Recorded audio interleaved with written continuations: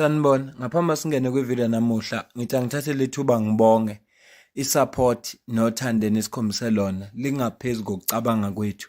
Siyacela niqhubeke nisiphote njalo ngokubuka amavidiyo ethu, ungakhohlwa ukukhomenta, ushare, ulike. Siyafisa ukuzwa umbono wakho. Sicela ke singene kwivideo namuhla. Emavikeni adlule ngesikhathi omasipala bonke bevele phambi kweParliament beyo-account, umasipala waseTshwane oholwa uDr Nasiphi Moya nethimba lakhe baveza ukuthi uhlelo asebelihlelile manje is insourcing, okusho ukuthi bazothenga ama-water tankers wabo as the city of Tshwane izothenga ama-water tankers wayo, athi bathenge iy'moto ze-waste management zabo ukuze wonke lo msebenzi u-insourcwe manje usuke from the city kuqashwa abantu, ngoba lento yokukhipha amathenda igcina seyisabotaja somewhere, igcina seyinobugebengu obukhona. Siyabazi kubugebengu ngoba abantu abagcina bethola amathenda lapha abantu aba-politically connected nabanye abantu, sizokhuluma ngalolo daba ngoba lento ababekhuluma ngayo sebegcine beyi-implementile.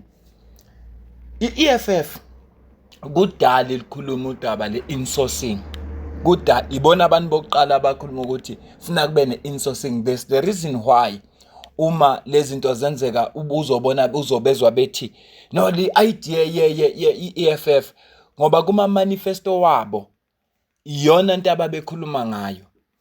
So ngicabanga ukuthi nabanye bayayibona ngoba kahle kahle la makukhulunywa ngama-ideas, i-idea yakho uma ungayi-implementanga ukhona omunye ozoyi-implementa, sekuyi-idea yakho akusiye yakho.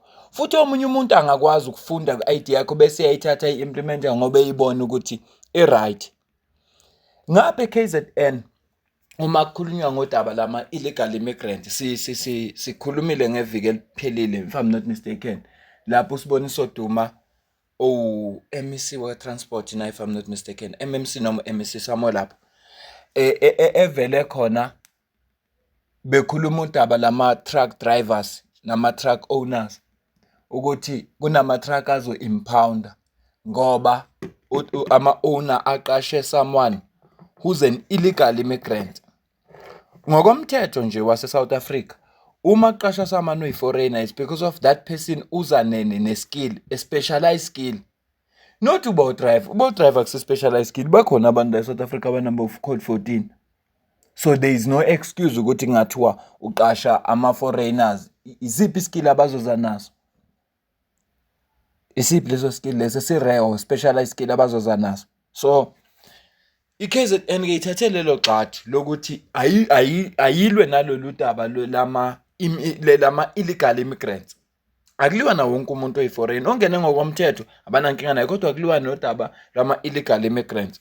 Ngibona ivideo lapho khona bekuboshwa khona omunye osebenza kwi-farm yomoba. Ngicela ubone la.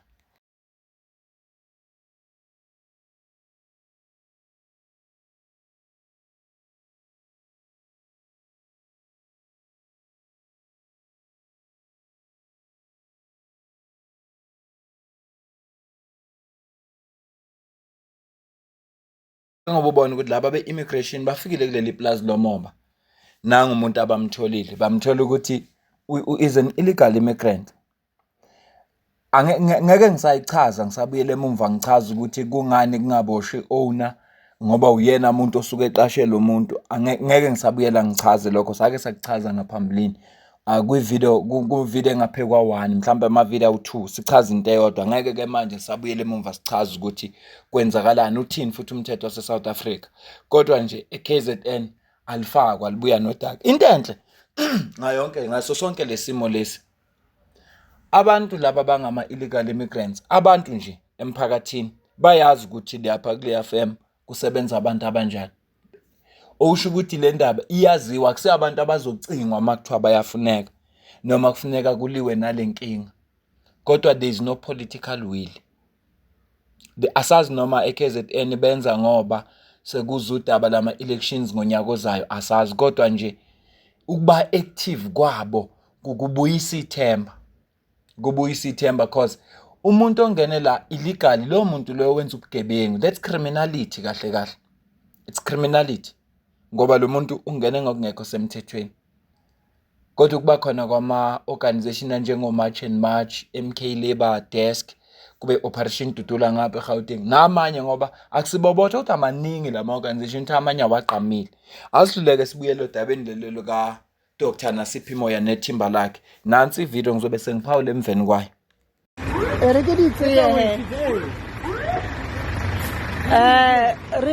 tlo celebrate 1 year mo Tshwane. We are celebrating 1 year mo Tshwane le mayor ya rena. She has arrived. We are celebrating mo Tshwane in style. We are celebrating in style. Mayor o rekile dikoloi tsa di-service delivery. A ke re la bona waste management, tender must fall. Ba tlo kwata ma ba le ba khale ba ja ka di-BEE tsa di-tender must fall. No, the city will insource and hire people permanently. So with that being said, people will be employed permanently under the city. Ba collector taba ya di-tender must fall. A ke re rialo tender must fall ho teke batho ba tlolo bola bo ba bita diokradi. So I'm here. Hapa na ke number 1 residence ya Tshwane le mayor wa it. And then la di bona ke re brand new from the box. A ke re la di bona le mabila teng hana dust. Brand new from the box. So remo na le mayor wa rena. A re sa tla di truck ba le ba investor mo di truckeng ba le ba ja ba ka unemployment ya batho. And then ba thameka ka batho ba fetsa ba hira ma foreigners going off. If I do like la bona mabila tsona a skono yang ke brand new from the box, brand new from the shop or from the box yona yeo. So we are celebrating in style. La di bona, everything is brand new.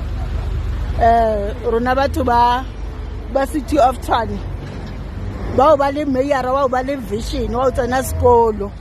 A se ngolo wa di slogan wa cadre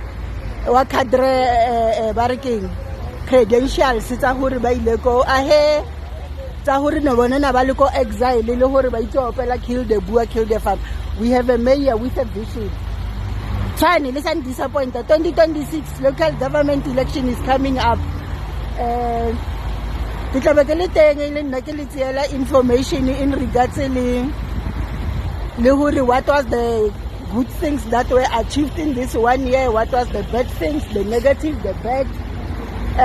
The opposition, the coalitions, they are here, and then all other stakeholders. So I get la bona getting mayor wa rena. Batho arifeng presidential to Mosadi mari sengwa ANC, sengwa EFF, sengwa DA. 2029, let's give it to Mosadi.